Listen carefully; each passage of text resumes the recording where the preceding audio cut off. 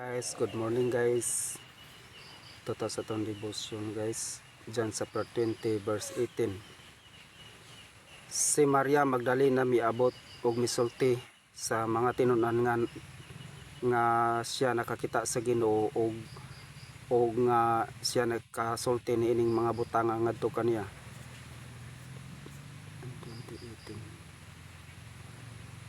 Mary Magdalene came and told the disciples that she had seen the Lord and that he had spoken these things unto her.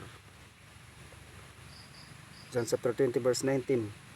Unya sa kagabhion sa mao nga adlaw, ingon nga unang adlaw sa semana, sa diha nga ang mga pultahan gisirad-an diin ang mga tinunan nagkatigom tungod sa kahadlok sa mga Hudiyo. Miabot si Jesus og mitindog diha sa taliwala og nagaingon ngadto kanila, ang kalinaw maanaa kaninyo. Then came they at evening, being the first day of the week, when the doors were shut, where the disciples were assembled for fear of the Jews. Came Jesus and stood in the midst and said unto them, Peace be unto you. John chapter 20 verse 20. Og sa diha nga nakasulti sa ingon, siya mipakita ngadto kanila sa iyang mga kamot og sa iyang kilid. Unya ang mga tinun-an nangalipay sa diha nga ilang nakita ang Ginoo. John chapter 20 verse 20. And when he had so said, he shewed unto them his hand and his side. Then were the disciples glad when they saw the Lord. John chapter 20 verse 21.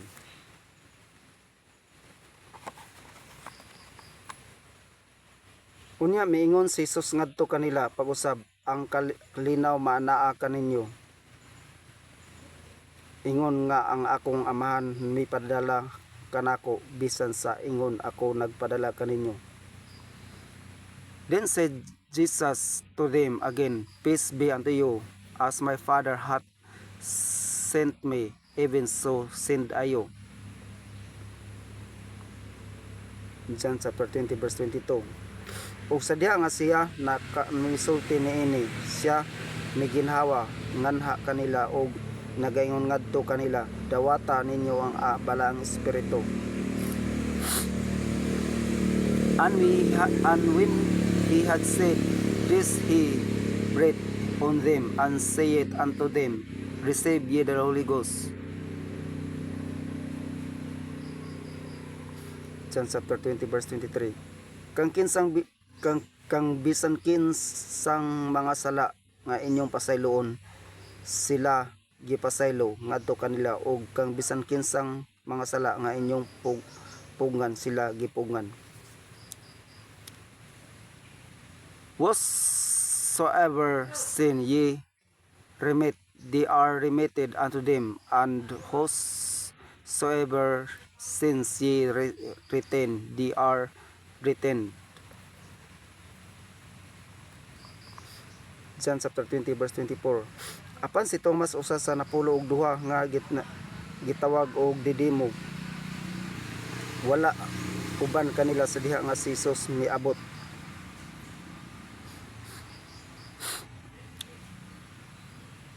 Then Thomas, one of the 12, called Didymus, was not with them when Jesus came. John chapter 20 verse 25. Busa ang uban sa mga tinunan miingon ngadto kaniya, among nakita ang Ginoo. Apan siya miingon ngadto kanila, gawas kun akong makita diha sa inyo iyang mga kamot ang agi sa mga lansang, ug mabutang ang akong tudlo ngadto sa agi sa mga lansang, ug mosulod ang akong kamot ngadto sa iyang kilid, ako dili motuo. And the other disciple therefore said unto him, We have seen the Lord. But he said unto them, Except I shall see in his hand the print of the nails, and put my fingers into the print of the nails, and thrust my hand into his side, I will not believe. John chapter 20 verse 26. Og human sa 8 ka adlaw ang iyang mga tinunan didto nausab sa sulod, og si Tomas uban kanila. Unya miabot si Jesus ang mga pultahan, ingon nga gisirado og mitindog diha sa tilawala, og mingon, ang kalinaw manaa kaninyo. And after 8 days, after again his disciples were in, and Thomas with them. Then came Jesus the doors being shut, and stood in the midst of, and said, Peace be unto you. John chapter 20 verse 27. Unya nagaingon siya ngadto ni Thomas, Ikabot diri ang imong tudlo, ug tan-awa ang akong mga kamot, ug ikabot diri ang imong kamot, ug isulod kini ngadto sa akong kilid, ug ayaw pagpakawalay pagtuo apan pag matinuohon. Then saith he to Thomas, Reach bit hither thy finger, and behold my hands, and reach hither thy hand, and thrust it unto my side, and be not faithless, but believing. John chapter 20 verse 28. Og si Tomas mitubag og miingon ngadto kaniya, Akong Ginoo og akong Dios. And Thomas answered and said unto him, My Lord and my God. John chapter 20 verse 29.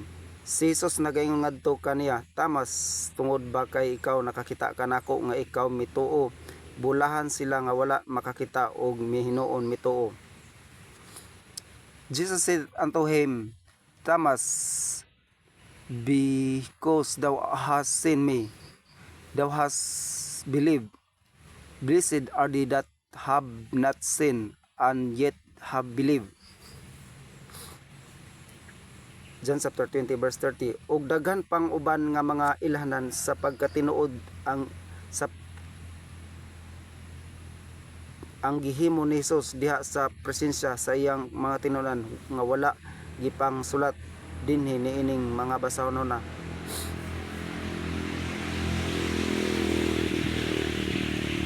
And many other signs truly did Jesus in the presence of his disciples, which are not written in this book. John chapter 20 verse 31.